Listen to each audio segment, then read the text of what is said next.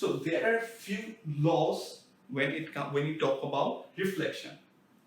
Okay. Now, first point that we will talk about.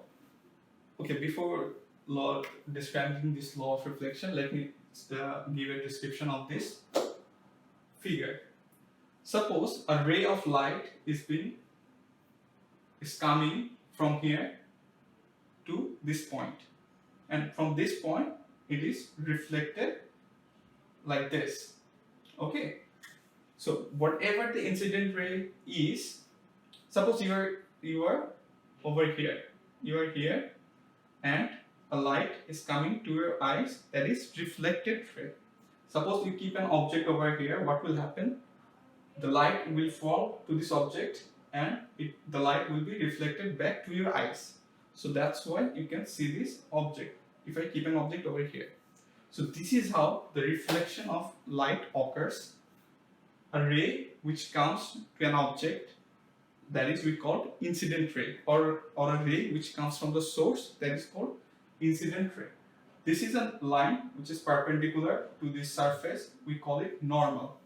Okay, so normal is something that is with respect to the incident ray. So you don't have, if you just remember, this is a line which is a perpendicular line to the base, and it is basically this normal is being done to find out the theta, or to find out the degree which this angle is making. So that's the purpose of normal. You don't have to worry about that. But the main thing is this incident ray and this reflected ray. So suppose you are giving an incident ray, or you are applying an incident ray to this point, and the ray is not being reflected. So what will happen? No, you cannot see the object, you cannot see the object because the light is not reflected back. Okay, so that's the concept of reflection. Now there are few laws, few things that you need to know before understanding this concept. That the angle of incidence must be equal to the angle of reflection. That means this angle, this is called angle of incident, because this is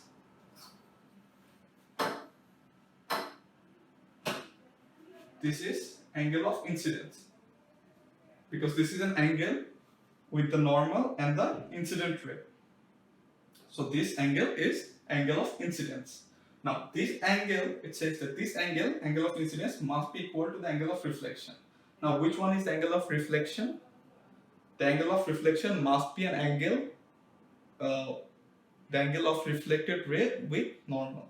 So which one is the angle of reflected ray? This one. Sorry, which one is the reflected ray? This one. So which angle is it making with the normal? This angle. So this is reflected angle. So according to the law, it says that the angle of reflection must be equal to the angle of incidence. Okay, so these two angles must be equal. Only then we can say that reflection has occurred. Otherwise, if it does not maintain this law, we cannot say that this law of reflection is maintained. Okay. Now, the second point is the incident ray and the reflected ray lie on either side of normal at the point of incidence. So what is now point of incidence? Now point of incidence is a point where the light falls. So this is the point where the ray of light comes and falls. And from this point again, a light is being reflected. So this is the point of incidence. Now this is the incident ray, this is the reflected ray, and it says that it lies on either side of the normal and the point of incidence. So this is the normal. So this point of incidence, this light incident ray and the reflected ray lies on both sides of normal at this point of incidence. Okay. Basically, if you understand this diagram, you can remember all these laws easily. So next thing is the incident ray, reflected ray, and the point of normal and the point incidence lie on the same plane. Now, what does it mean? This incident ray falls at this point, and this reflected ray starts from this point. And what is the points of incidence? This is again the point of incidence.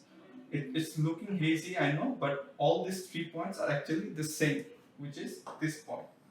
Okay, so it says that all these 3 points fall on the same plane. See, this is the plane. So all these 3 points are falling on the same point.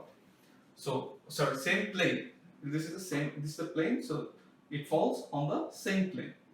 So if I have said that, just remember this diagram. You can easily remember this laws. These laws are actually important for your exam. So